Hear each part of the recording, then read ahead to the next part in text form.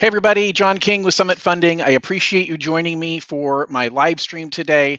I want to really give you as much value as I possibly can in this challenging market. We're dealing with inventory issues. We're dealing with very, very few homes for sale compared with the number of people who are out there looking for homes. And it's a very, very imbalanced market. And we've got a lot of people who are just paralyzed and saying, John, I don't know how to proceed with buying a home when I currently own a home. And it's almost impossible when I talk to my friends, when I talk to my realtor, and they say, hey, it's tough to get an offer accepted in today's market. We're competing with check cash. And people just don't know what steps to take to buy a home while you currently own a home. So that is specifically what I'm going to be talking about today. My topic is going to be buying a home when you have a current home to sell. So we're going to be talking about upgrading, upsizing, downgrading, anything that you have questions about. We're going to be discussing the ways to go about that. So I've allocated an hour for this. If you need to go, you can join later or you can watch this on replay. If you have questions about anything, please post into comments. I'm able to spotlight the comments and take a look at them and address questions as we go. So I'm looking forward to making this informational and interactive.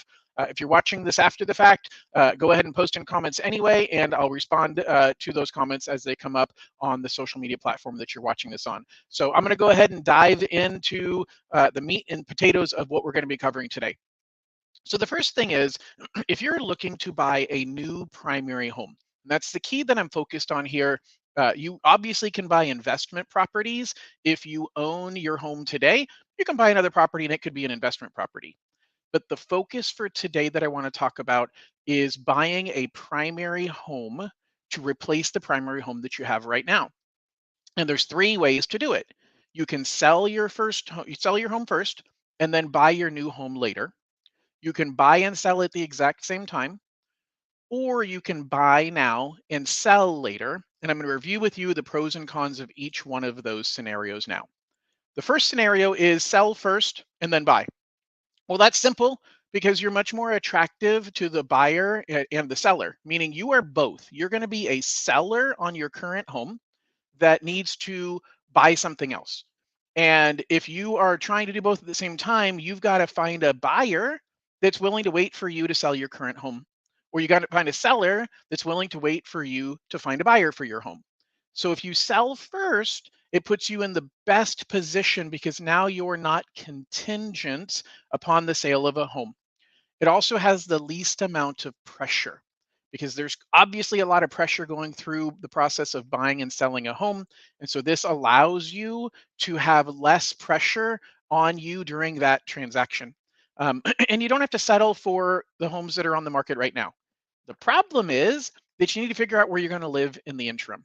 You need to figure out, hey, am I going to live in a rental, and do I have to pay for a certain lease term? Am I going to be moving twice because I have the cost of moving twice? There's storage costs, and then what if you can't find a suitable replacement? And let's not forget about interest rates. And I'll talk about interest rates in a little bit. That'll be part of our conversation today. So the key here is you've got to think about what is your need in your life. For most homeowners, we're not in a position where we want to be selling our current home and becoming renters. And that's probably the biggest hurdle when I talk to my past clients and they say, John, I'm thinking about selling and moving somewhere else. Maybe I want to get a bigger or smaller home or move from the city to the country. The problem is that you can't even see a home out there that suits your needs. You end up in a position where you're saying, man, I'd love to move from the city to the country and buy an acre and be able to have horses, but you can't even decide what that would cost you to buy that home because there's no homes on the market right now. And that's the biggest piece of paralysis. That's the biggest challenge that we run into is people become paralyzed because they don't know where to even start. And that's really the key I want to give you today is yes, you can start with selling your home first, but that's most people's biggest fear is I sell my home and I have nothing else now to live in. And so I don't know if that's really a good option for me, John. And that's why for a lot of my clients, what we're ending up doing is buying and selling at the same time. It is the most common scenario It allows you to only move once. So you've got the benefit of I sell my current house and I buy a new house at the exact same time. The challenge is you have to be concerned about contingencies, and the contingencies are the specifically financing contingency, appraisal contingency, and and inspection contingency. And you've got to be concerned about timing those contingencies. Your realtor is going to be the one that's going to help you out the most with this, but I'm going to help advise on those contingencies. And we're going to talk about contingencies more in depth in a little bit. But the most important thing I will tell you is in this highly, highly competitive market, contingencies or contingency removal is a super key component that you need to be aware of. And you need to be thinking most about the appraisal contingency. Because as a seller, you're in a position where you are likely going to get an offer higher than what you think your house could sell for. In other words, not think it could sell for.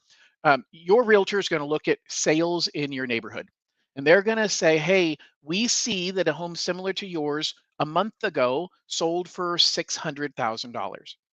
There's a really good chance that when you put your house on the market, the way that prices are moving up so much right now, that you are likely to get an offer above that $600,000 price that the most recent similar home had sold for.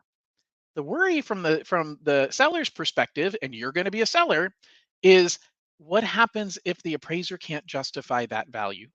What happens when the appraiser comes out to the home and says, "Gosh, the last home here sold for 600,000 and you're buying it for 650 and I just don't see that value being justified."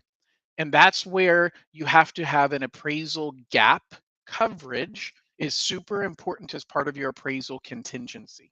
And the appraisal gap coverage essentially is you saying to the seller, I am willing to buy your home even if the appraisal comes in this much below what the contract price is. And the bigger your down payment, the easier we can build that appraisal gap into your loan so that you're not coming in with any extra money out of pocket. And this is super important when we think about strategy to get the offer accepted is you've got to be thinking about your appraisal contingency and either include an appraisal gap coverage or you need to include a gap coverage of a certain dollar amount or potentially look at waiving your appraisal contingency altogether. And I know that's super scary to think about because nobody wants to overpay for a home. But I got to tell you, the definition of market price is what a buyer and seller are willing to trade goods for money. That's the market price. It's not what somebody last month was willing to pay for that same home. It's what a current buyer is willing to pay an unrelated seller and what a unrelated seller is willing to accept to sell their home. When you complete your purchase of this home, you set the market value. That is the definition of the market value is your purchase becomes the standard at which the next home is listed at. It's really impossible in that definition to overpay for a home. And it's something people are super, super concerned about right now. I don't want to overpay for a home. That's why I want to have my appraisal contingency to prevent me from overpaying for the home. That's the wrong way of thinking. The reality is you can't overpay for the home based on what I just described, and you're not going to get an offer accepted. Or at least, let me say this, I'm not saying you won't get it accepted. It's going to be a lot harder to get your offer accepted when you are in a position where you're not willing to pay anything higher than what the appraiser justifies. Because remember, the appraiser's looking in the rear view mirror. They're looking at what houses sold for last month, last week. Well, guess what? A house that closed escrow last week went into contract 30 days ago, 45 days ago. So the list price of a home 45 days ago does not represent what the list price of a home today should be. Because the house you're buying today that you go into contract on today is going to close in 3 to 4 weeks from now, depending upon the timing and a lot of other factors. So you've got to get over the appraisal contingency issue unless you have no extra money in your down payment. And when I say extra money, if we're coming in with a small down payment to start with, then we don't have a choice. But if you've got a decent amount of down payment, you don't necessarily need to have an appraisal contingency. All right, I'm going to get on to other contingencies later, but I'm going to go back to talking about the buying and selling of homes. So, your second option that we just covered was buying and selling at the exact same time. The biggest challenge with this option, not only the contingencies I was just talking about, but the fact of whether do I need to find a buyer first or a seller first? Because you've got to find both. And it's all market driven. So where we are right now, early 2022, huge strong sellers markets. As a seller, you should find your buyer of your home first. And I'll talk more about this strategy in a couple of minutes, but trying to find a seller willing to wait for you to find a buyer isn't going to happen. Think about it yourself. When you're selling your home, are you really going to wait for a somebody who wrote an offer on your home saying, "Hey, I'll buy your house. I just got to get mine sold." And no matter how strong the market is or how confident that you are that they can sell that home, you're still likely to take the offer from somebody that doesn't have to sell their home. So that is what you have to be thinking about when you're both a seller and a buyer. The other challenge with buying and selling at the same time is what we call the domino effect, which is if a problem happens on one transaction, then all the following transactions also may not be able to close. So it's something to be super aware of as you're thinking about what your options are. And you're thinking about, do I want to do buying and selling at the same time? Again, I said it's the most common scenario, but it definitely isn't free from concerns or negatives. And again, we'll dig a little deeper into this as we go forward. What I want to talk about now is the last option, which is to buy now and sell later. So remember, we started first with should you sell first, close on the sale of your home, and then buy later. By the way, if you do that first option, you can always do what's called a rent back. A rent back is where you negotiate in the contract for the sale of your home to say, hey, I'm going to sell you my house, but I want you to let me live there for the next 60 days. You can actually ask for a rent back for even longer, but you'll have to find a buyer who didn't intend to occupy the property. Because if your buyer is buying the home as their primary residence, they have to move in before the 60th day. So the longest of a holdback you can, or a rent back that you can have is 60 days. Just be aware of that. So it does buy you a little more time if you wanted to sell first and buy later, but it does create a really specific timeline that says you have to find a new home in the next 60 days and get moved into it, or you run the risk of having to move out and rent somewhere or live with family. Again, finishing with this third scenario, buy now and sell later. The benefit of that is you move once because you bought the new home. It gives you time to fix up the new home before you move into it because you've bought that new home and you own both. So now you can, I have a client right now. We're literally, it's a 14-day close of escrow. We got into contract the last week on Sunday. We're closing this coming Friday or Friday a week from now. And they're doing exactly the same thing. They're buying their new home. We're financing a large percentage of the purchase price. They're only putting 5% down payments. But what we're waiting to do is once they sell, they're going to move into the new house. They're going to take about a month or two to do some repairs on their current home. They need to do a reasonable amount of repairs, and they don't want to do those repairs while they're living in that home. So what they're doing is they're closing escrow on the new house. They're moving into the new house, and then they're going to do repairs on their old home. So it gives you time to fix up the new house if you need to for them, time to clear out the old home and to fix it up. And you can choose at that point if you want to keep your current home as a rental. I want to stop for a quick second and talk about that. So rental properties are great, but they're great if you want to be a landlord. Accidental landlords, I find, get a little bit frustrated, sometimes a lot of bit frustrated with the process of being a landlord. Let me be clear. Being a landlord, it's a job. You're managing. Now you can hire a property management company and that makes it a little bit less of a job, but it also dips into your profit or makes it a bigger loss sometimes. But appreciation of the home, growth in the value of that home is really where your purpose is and the reason why you would keep your current home as a rental. Buy a new home, keep your current home as a rental because you now get appreciation on both properties. On top of that, you get some major tax write-offs. There's huge benefits with being a landlord on your tax return that will help you significantly at tax time, but don't do it simply for that reason. If you want to keep your current home, make sure you understand the pros and cons of being a landlord. Down the road, I'll be doing a class every single Friday. I'm going to be doing classes like this during your lunch hour. So 12 to 1 o'clock on Fridays, you can join me. Down the road, I'm going to be doing a class on buying investment properties. And we're going to talk about the pros and cons of being a landlord. So make sure to subscribe to whatever channel you're in, and you'll get notifications that I'm doing an upcoming class. But it will help you understand, do I really want to be a landlord, or should I just stick with selling that home? So, under that same scenario, now let's talk about the negatives of buying now and selling later. The first negative is, can you afford two payments? That's huge because if you buy now and then you sell your home later, and I'm thinking about the client right now that I'm doing a 2 week close of escrow, they are fully aware that they're going to have to carry two payments. Now, the good news is the first payment on your new home isn't typically due for at least a month. So she's going to close escrow next Friday. We're going to have her first payment due on May 1st. That gives her a little bit of extra wiggle room, but she knows it's going to take her a month or two to fix up her current home and then get it on the market and get it sold. So for her, she's probably going to get it on the market in May or June and maybe close escrow in July.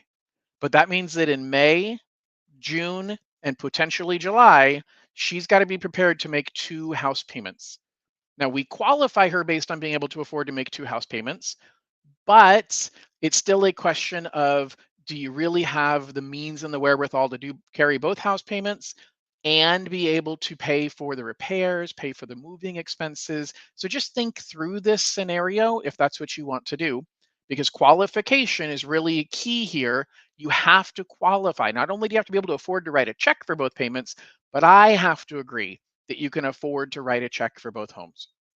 The next negative or con about buying first and selling later, where's your down payment coming from?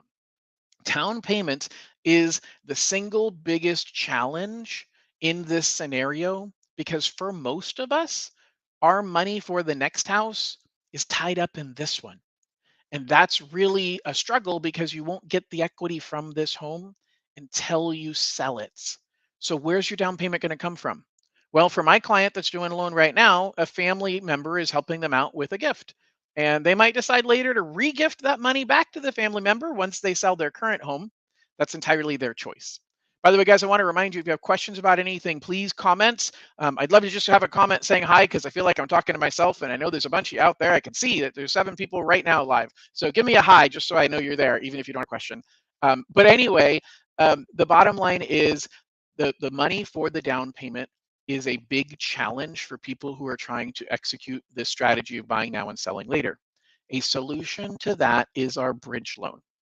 The bridge loan is a great way to get equity from your current home to put towards. Thanks, Barbara. Thanks, Kathleen. Appreciate you guys saying hi. Glad that I'm not talking to myself. Okay, so bridge loan is a great opportunity to use for the down payment on your new home, and I'll explain that in a moment. A couple other things I want you to understand about negatives of buying now and selling later. Hi, Julie.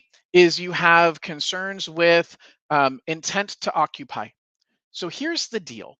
If you own a house at the corner of 3rd and Main, I don't really care what street, what city we're talking about here, but you own a house at the corner of 3rd and Main, and you want to buy a house right down the block at the corner of 2nd and Main that happens to be a similar sized home, but you just like it better because the traffic on 3rd Street's pretty busy and you like the traffic on 2nd Street better.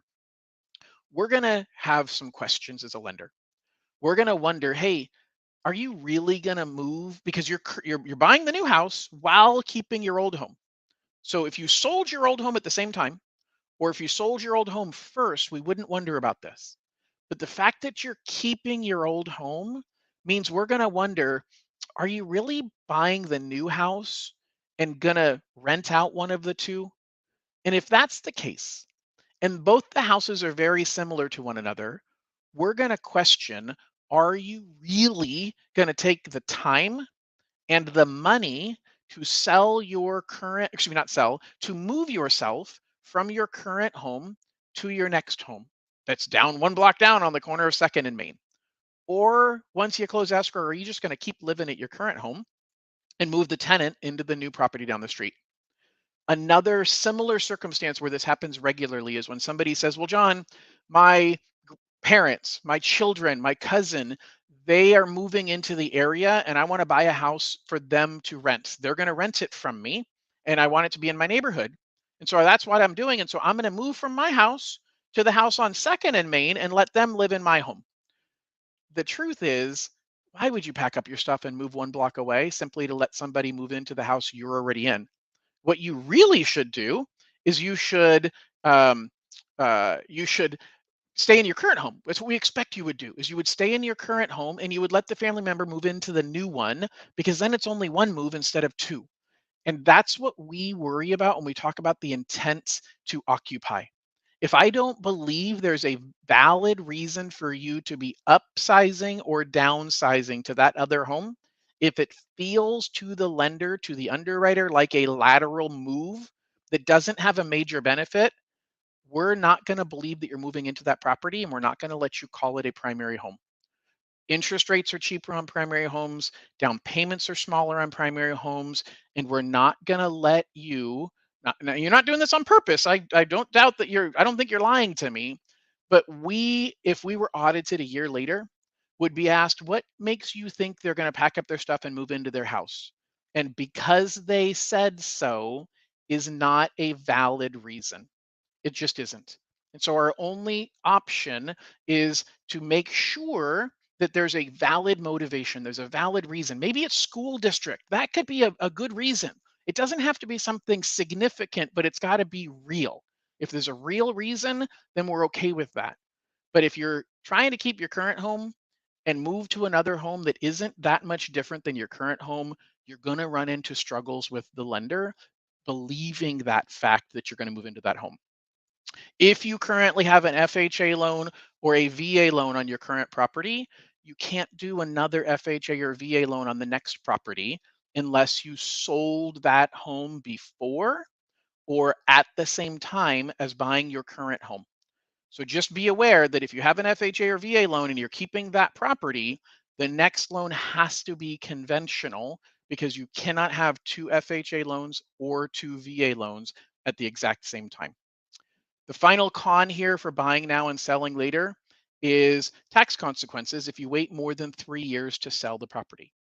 The first thing I'll tell you is I'm not a tax advisor. I don't play one on TV, but I do try and do the hardest I can to give good advice on things that my clients need to be aware of. And this is one of those things. The current IRS law says that you can write off up to $250,000 of gain as an individual, or $500,000 of gain as a married couple, as long as you're selling a home that you occupied as your primary home for 2 of the last 5 years. So why am I saying if it's more than 3 years? Because if you've lived in the home for at least 2 years, you can move out and be gone for up to 3 more years. Because that means that you have occupied it for 2 of the last 5, as long as you sell within 3 years after moving out of that property. And you get to ignore the gain on sale up to $250,000 for an individual or $500,000 for a married couple. That's super important because that can be very, very expensive if you miss that deadline and you end up in a position where you have to pay taxes on the capital gains. That's a lot of lost money. And it's one of the biggest benefits actually of trading in your home is you get to reset that as well. No matter which one of these three scenarios you're looking at, when you sell your home and you've gotten the kind of gains that we've gotten over the last few years, you might already be in the position where you've maxed out your write off. I personally was in that position and I ended up, not because of this, but I sold my home last year and we gained about $450,000 on the sale of that home. And I had no tax consequences. I took all of that gain and I put it into my new home. Now I start over at the new purchase price, and any gain from here, I get to have a reset button on that gain. Had I stayed in my old home, once I gained another 50,000, I'm now paying taxes on everything from here that I gain. By selling a home in a high market like we're in, I'm not saying we're too high, and I'll explain in a couple minutes where I think values are going. But by selling a home in a market that has appreciated a lot, you're resetting that number for tax consequences. You're starting over with a higher basis on purchasing the home, and you were able to free up that money that you had gained, not pay taxes on it, and now you have another 250 to $500,000 that you can gain on the sale of your home. Huge benefits in using this strategy as we're in a market like we're in today. All right, so let's go a little further. I'm going to talk now about the bridge loan. The bridge loan is really designed as a strategy when you are selling your current home. If you're not selling your current home first. So if you sell your current home first, that's great. You can use the money from the sale of your home to buy the next house because you sold your home first. But if you're trying to close at the exact same time, buy your current home at the same time as you're selling your current home, you don't need a bridge loan either because you're going to have the cash available from the sale of your current home to put towards the down payment on your new home. The key for the bridge loan is it's going to come into play when you're using the third scenario, when you are buying your new home before you sold your current home. And here's how a bridge loan works. We're going to provide you a second mortgage. You cannot already have a second, so you can only have a first mortgage on your home right now. On your home that you're going to sell, we will give you a second mortgage, typically up to about 80% of the total estimated value of the home, 75 to 80%, and up to about $100,000. And the way we do it is we fund that loan at the same time as we are doing the loan on your new property. So you're going to do a conventional loan on your new property, and we're going to, at the exact same moment, give you a bridge loan, typically of about $100,000, although we can go up to 250,000 in pulling out equity in your current home under certain circumstances. But the cool thing about this is it gives you 4 months to sell your current home, and you'll never make a payment on the bridge loan. Now, you do have to make the payment, obviously, on your primary mortgage of the house you moved out of and the loan on the new house that you are buying, but you do not have to worry about making payments on the bridge loan. The interest on the bridge loan is simply added to the payoff balance, and it's not very much money. Currently, I don't know if we're going to change this as rates are going up, but currently we're at 5.9% annual interest. Now, mind you, so 6% per year, but the maximum amount of time you're going to have that is 4 months, which means that your interest really is going to be 2% of the loan amount. So on $100,000, that means you're going to have $2,000 in interest added plus the upfront cost of doing the bridge loan.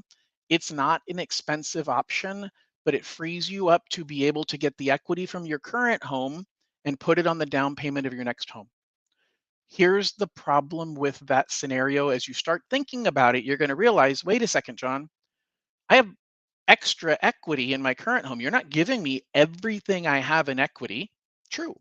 So when I sell my current home, I want to put the rest of the money down on the new house. Let me give you guys some math behind this. So let's pretend that you own a house that's going to sell for $500,000, and you want to, and you currently owe 100,000 on that house. If you did scenario one, sell first and buy after, or scenario two, buy and sell at the same time, then you're going to have the full 400,000 in equity minus the cost of sale. You're going to pay the realtor, you're going to pay some other closing costs for selling your home. But let's pretend there's zero cost for selling your home for simplification of the math. You've got $400,000 you're going to use towards your down payments. Now, if you ended up buying a $600,000 home, you're going to take that entire $400,000 and put it as down payments, which means you're going to owe $200,000. Now, a couple things to think about here. First of all, you're going to have closing costs on the sale, on the purchase of the new home as well. So you're going to have commissions on the sale of your current home. You're going to have moving expenses. So you're not going to get 100% of that $400,000 equity. But to simplify the numbers, you're going to have a new loan amount of $200,000. But if you're not selling your home first or at the same time, then you're going to buy first, and I'm only going to give you $100,000 of the equity in your current home to go towards the down payment on the next one. So follow me here. You buy a $600,000 home. I gave you $100,000 down. That means you owe $500,000 on the new home, and you currently still owe $100,000 on the old home plus the $100,000 bridge loan. When you sell the old home, you're going to get 300,000 out of it because remember we took an extra 100 for the bridge loan. Obviously, we're going to subtract the realtor commissions. You can take that 300,000. You're going to say, John, I owe 500,000 on my current house, and I've got an extra 300,000 in my hand. How do I get that 300,000 onto my mortgage? Because I'd really like to have a lower monthly payments. And it's what's called a principal reduction modification. All of my conventional loans that I do have the ability to do a principal reduction modification down the road. That principal reduction modification is not a refinance. Now there's a fee, it's between $750 and $1,000 as a one-time fee. And what it does is it recalculates your monthly payment based on the new lower balance that you've paid your mortgage down to. This is only applicable if you made a large down payment, but if you owed 500,000 and you chunked down 300,000 on that, and now you owe 200, you obviously may want to have that lower monthly payment. You could choose to keep the current monthly payment and you're going to pay off a whole lot faster. But for most people, they're going to want to lower that monthly payment. And it's about a 30 to 60-day process. As I said, it costs between $750 and $1,000 as a one-time fee, but it keeps your current interest rate. And in today's environment, rates are definitely moving up. The Federal Reserve just 2 days ago raised rates by 1/4%. I did a great video yesterday. Great because I did it. Must be great, right, John? Here we go, patting myself on the back. I did a 15-minute video yesterday on the impact of the Federal Reserve raising their rates. And it is definitely in an increasing interest rate environment. And that is really the key right now is if you're in an increasing interest rate environment, you're going to be thankful that you kept your interest rate, which is exactly what Kathleen just said, is it's so well worth it because if you have a great interest rate already, you're able to keep that interest rate. So we lock you in right now at 4.25, which is higher than what the numbers were a month ago. Okay.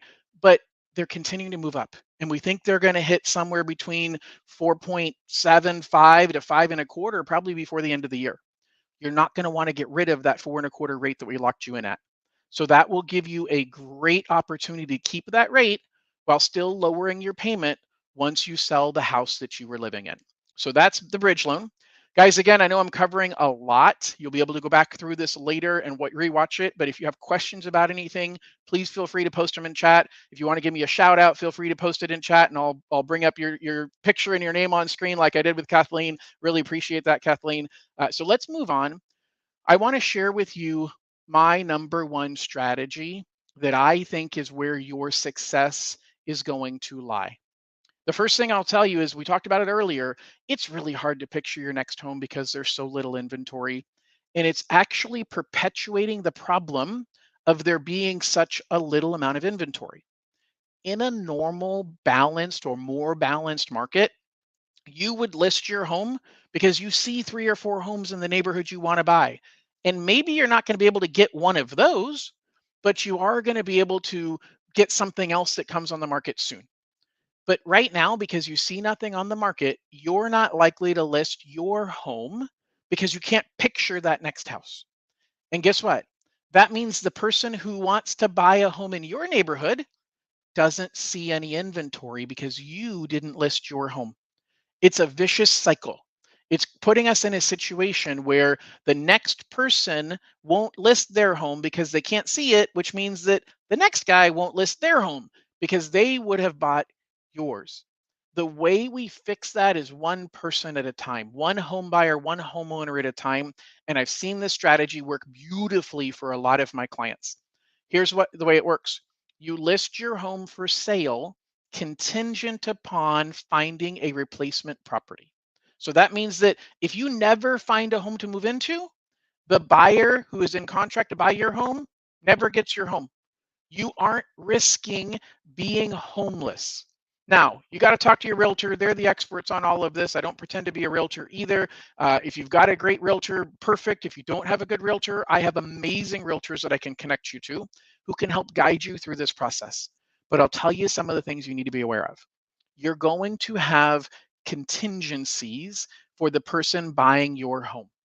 The best way to make this strategy work is to require the buyer to work on releasing their contingencies immediately. There's a time frame. The time frame says they have X number of days to get the home appraised, X number of days to do inspections, and X number of days to get their loan approval. You can require contractually that those dates start immediately. By the time you're writing offers on your next home, it is likely that your buyer has released all of their contingencies. That makes you a much stronger buyer in the eyes of the person who is selling that next home. And when you write that offer, we can write it as a fast close. And it's one of the things we do, even if you're, no matter what scenario you're in, we are pre underwriting many of our clients so that you are in a much better position to close quickly. The transaction I'm talking about that I've been referring to earlier, where we're doing the 14-day close, those kind of situations will require us to pre-underwrite the file to make sure that we are closing, that we can close within a 14-day timeline, because you need to be aggressive in writing your offer to stand out over all of the other offers. And so when you write that offer on the home that you're going to buy, you're writing that offer one of two ways. You can choose to be contingent on the sale of your current home, but explain to the seller that you're under contract and you have no contingencies, or you can write the offer non-contingent, because we have the opportunity to do a bridge loan for you, which means that even if the buyer of your home ends up running into a problem at the end, you don't have to cancel the purchase of your next home. You can still close escrow using the bridge loan. It's the best of both worlds. It allows you to know that you're in contract to sell your home. You know that they've released all of their contingencies, and the likelihood is that they're going to successfully close at the exact same time that your transaction closes. But just in case you end up in a position where that transaction runs into a delay, a non-contingent buyer, or a buyer that has released their contingencies, is definitely better, but it doesn't guarantee that they can close. Things still can come up at the end.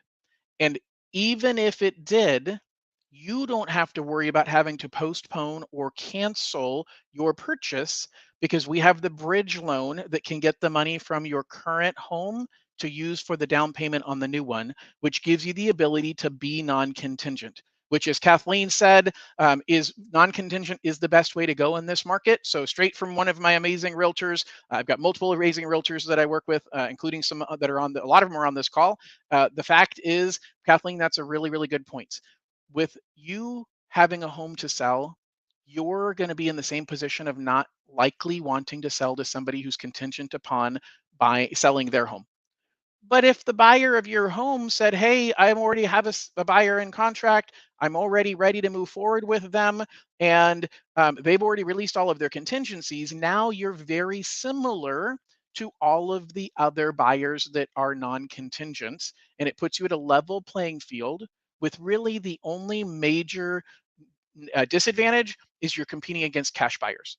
And your cash buyers are going to often have an advantage because they don't have to worry about any of this stuff. And you have to compete with cash buyers by being stronger in all of the details. It isn't just about the fact that they don't have to get a loan, and it isn't simply about the purchase price and the highest purchase price. I will tell you from experience, when I sold my home last year, I did not take the highest priced offer. I took the second highest priced offer. And the reason I did that is because of the contingencies on behalf of the buyer and the way they wrote their offer. It was a stronger offer that I felt more confident was going to close. And as a seller, That was worth it for me compared to making a little bit extra on the sale of their home. So this strategy, I'm going to recap it really quick because this is the key. List your home contingent upon finding a replacement property. Get the buyer to release their contingencies. Now, some buyers won't wait forever. There's a timeline in the contract that says you have a certain amount of time to get your home sold or to find a new home and sell them the home, or that buyer can cancel the purchase. That could happen. That's unfortunately a bad situation for the buyer because they spent the money on the appraisal and they got committed to buying your home, but you couldn't find your perfect home. And as much as I want to make sure that everybody is happy, the truth is you have to make sure that you're doing the strategy that serves your needs first without harming other people. And buyers in today's market, they're happy to be able to get in a contract on anything and have the chance of being able to close on that. And so if you gave them that opportunity, even if they ended up losing out and not being able to close escrow, they were one step closer, and it's highly likely they are going to close escrow. So you're really helping somebody find an opportunity in today's market that otherwise doesn't exist. Another real quick comment from Kathleen. She mentioned on another one of our transactions, we used our bridge loan to be able to close one of our clients. And so the bridge loan is a great tool that we can use to help bridge that gap when we have a client that's in a situation where they have a home to sell and a home to buy. We're using these tools on a regular basis. All right, so let's move on here. And remember, guys, you got any questions about anything, please feel free to post them into comments. I'm going to talk about some other considerations. So the first thing is make sure that you're budgeting for the closing costs on both transactions. You're going to, as the seller of the home, you are customarily responsible for paying the commission for the agent that is listing your home for sale, as well as for the agent who is bringing the buyer to your home. But when you buy your next home, you're not paying for that. The seller of the home is paying for both agents on the next home. So the other next consideration I want you to think about, by the way, let me back up a step. When I talk about the budget for closing costs on both transactions, just be aware that means that the equity you have in your current home, 100% of it will not automatically transfer to the new home. So just be prepared for that fact that you're going to have some costs that are going to eat into your equity on the sale of your home and on the purchase of the next home. The second thing that I want you to consider is how much of your proceeds do you want to put down on the new home? Most people automatically say, all of it, John. And I say, time out, guys. Let's think about this. The biggest reason people say all of it is because they think that they have to put all of it down or they pay taxes on what they didn't put down. That is simply not true. You do not have to put your entire your entire equity from the sale of your home. You don't have to put any of it into the next home. If you're selling a primary home, the IRS rules have nothing to do with what that money is being used for. And that is a myth. That is a misconception. You can use the money from the sale of your home for anything you want. You can get $500,000 from the sale of your home and only use 100,000 of it to put towards the down payment of the next house, and you can take the other 400,000 to Vegas and bet it on red. Probably not a good strategy, but it's entirely your option. By the way, if you bet on red and you win, then you can come back and pay off your mortgage because you've now doubled your money. But are you really willing to take that risk? I don't think that's a good strategy. Hope is not a strategy, but technically you can do anything you want with the money. So you have to decide, should I keep some of that money for repairs and upgrades? Should I keep some of it to pay off some other debts? One thing I didn't say in here is reserves.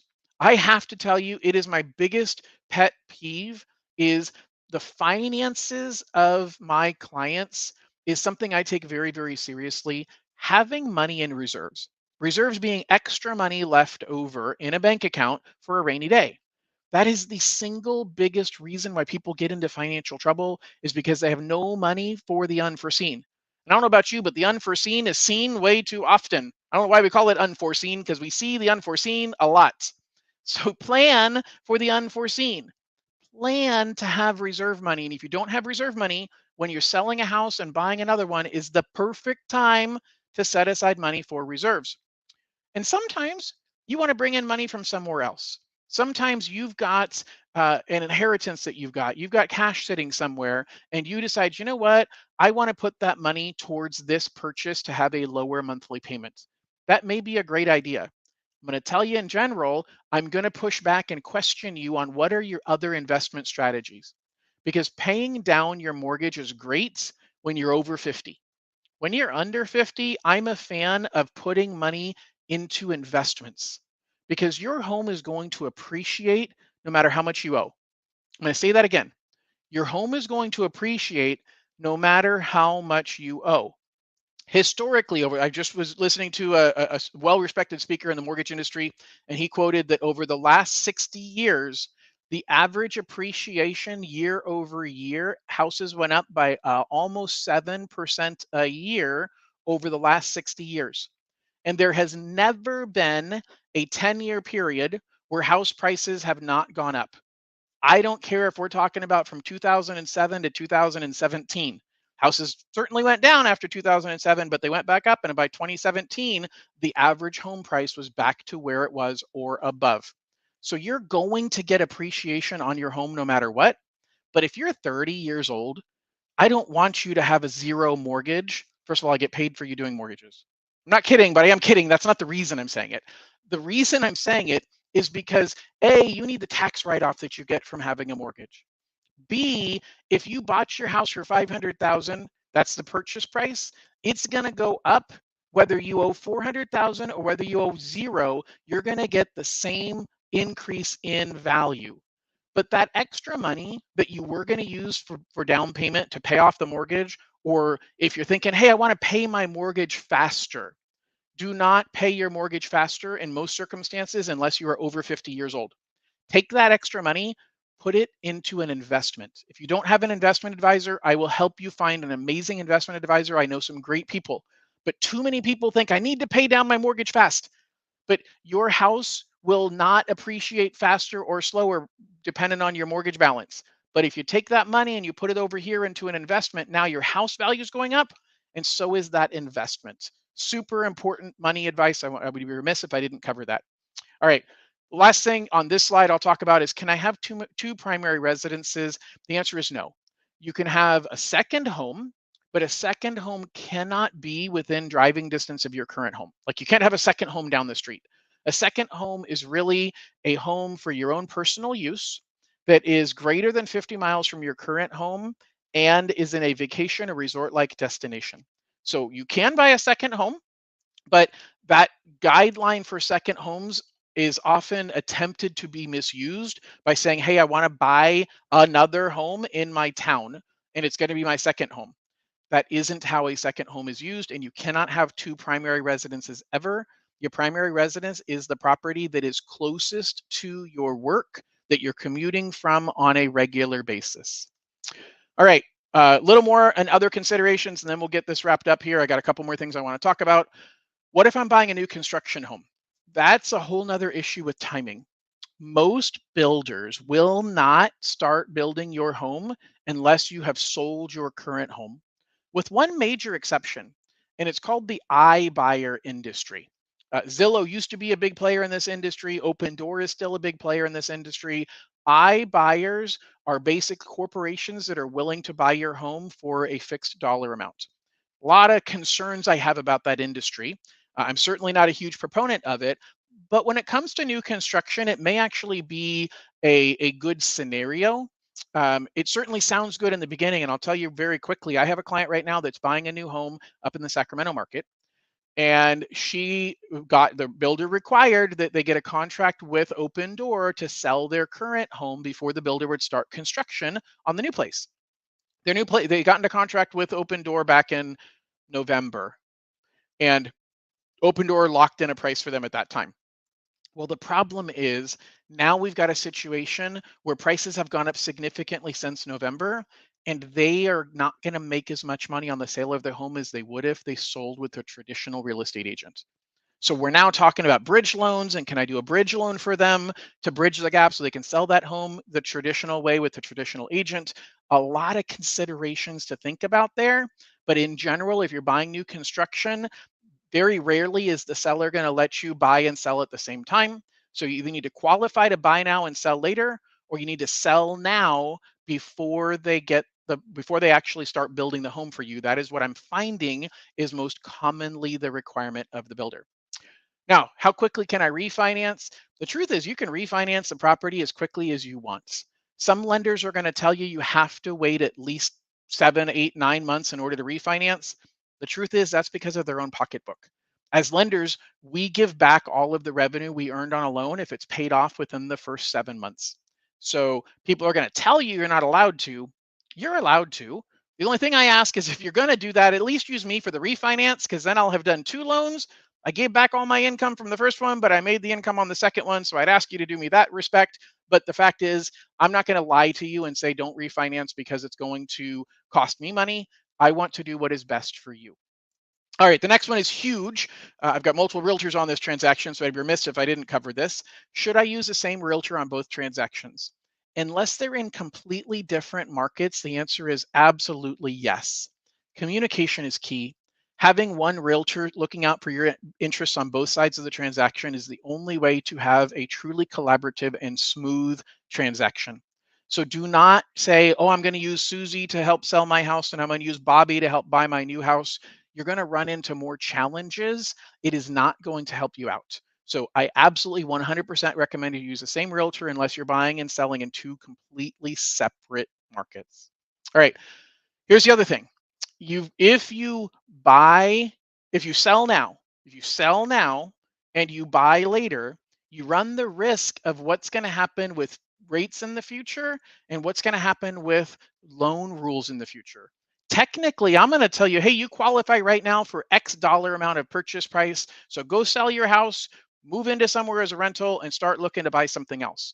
But if rates skyrocket, or if loan guidelines change and you don't qualify anymore, you could theoretically be homeless. That's not common, but it is something that is something you need to be aware of.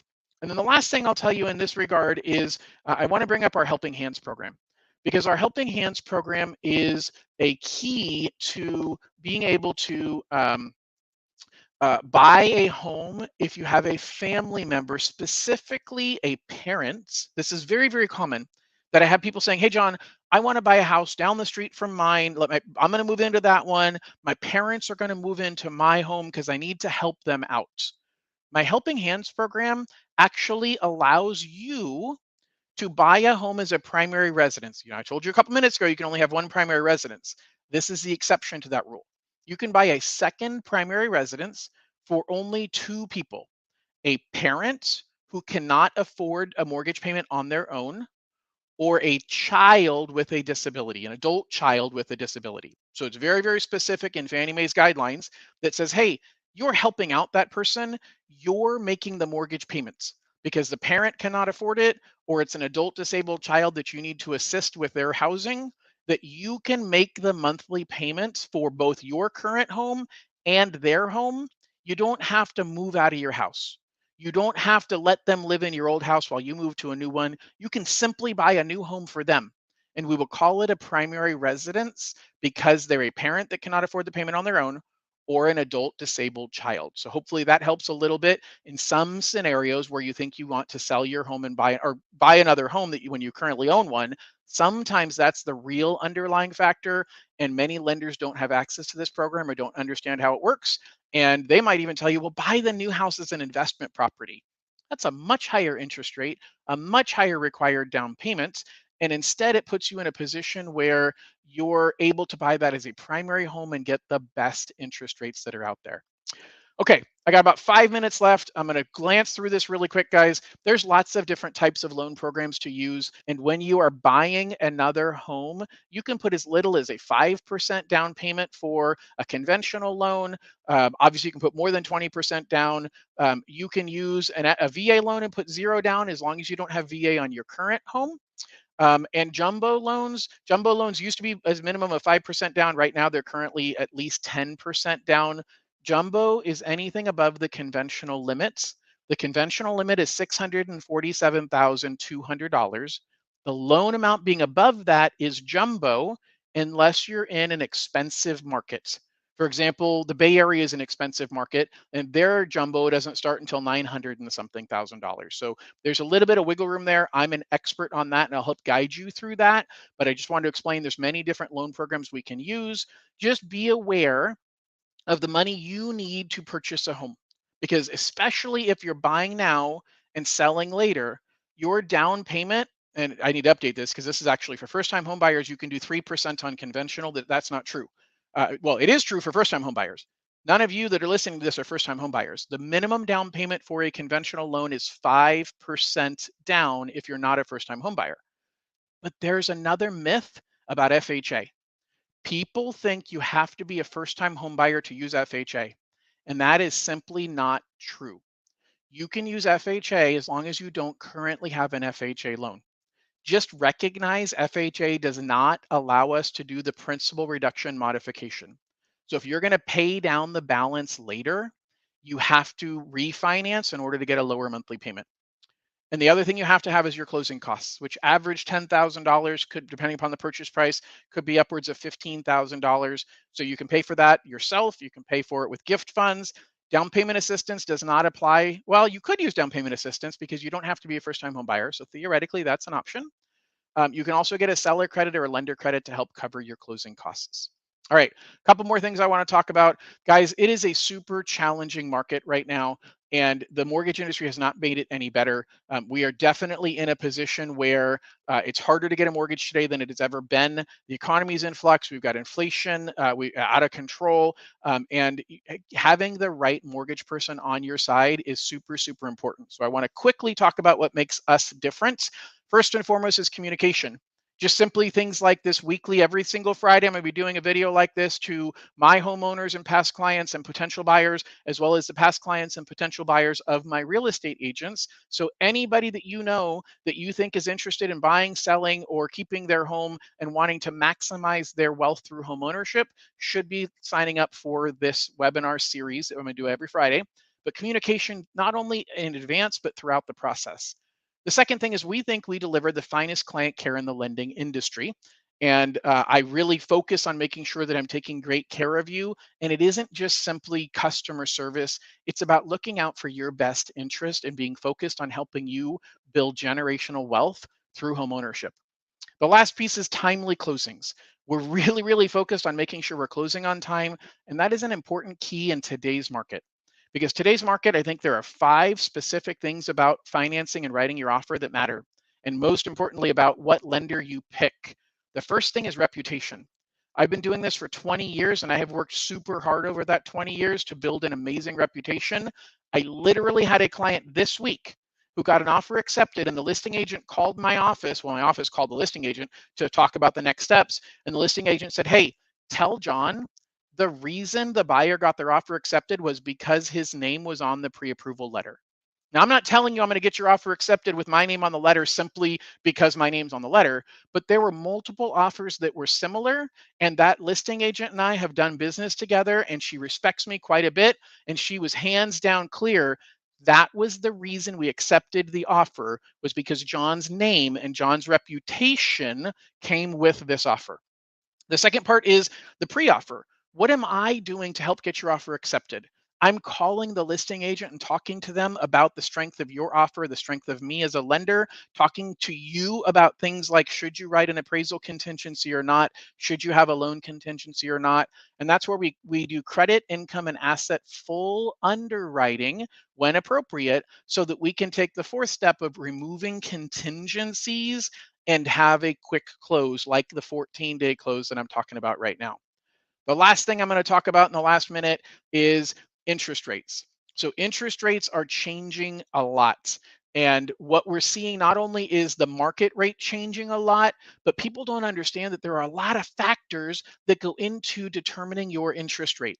All rates are not equal. All buyers are not equal. All situations are not equal. If your best friend yesterday got a 4.2% interest rate, that does not mean that you're going to get 4.2%, because these 30 different factors go into play to determining exactly what interest rate you get.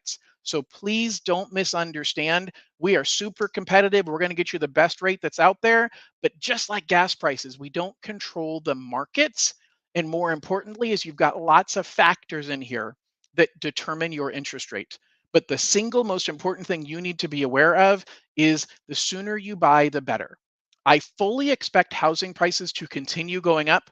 I have a video that I shot about 3 or 4 months ago that I actually forgot to put on YouTube until last night. So it's a new video, even though it's 3 or 4 months old, it's still accurate. And it talks about my opinion of the future of housing prices.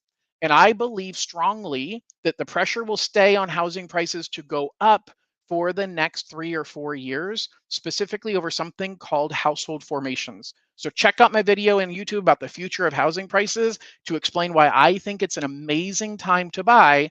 And the sooner you buy, the better off you are because interest rates are not likely to go down anytime soon. So you need to make that move soon. And if you have questions about this or anything else, please feel free to reach out to me. Thank you so much for watching, and make sure that you subscribe to my YouTube channel so that you can get notifications on all of my upcoming webinars or live streams and be able to share that information with everybody you know so that I can help you achieve success in home ownership. I'm going to hang out for a quick minute in case anybody has any questions about anything at all. Please feel free to post it into the chat. So I'm going to talk for just a quick couple of seconds here. So if you have questions, post them now. Otherwise, guys, really, really appreciate you joining. Please like, subscribe, share, do all of that stuff to help me socially on promoting these videos. Please share this video with everybody that you know or on your social media so that we can help people understand their options, because the only way we're going to get more inventory out there is if we've got sellers that are thinking of buying something else to decide I'm going to list my home and I have a strategy to make it work. And that was my number one goal today, to help you figure out what that strategy is going to be for you. So I really appreciate it. Hope you all have an absolutely wonderful day, and I am signing out. We'll talk to y'all soon. Bye-bye.